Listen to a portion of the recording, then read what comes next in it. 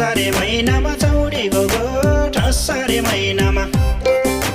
शेर्पिनी कान्छी क्या राम्री होइ शेर्पिनी कान्छी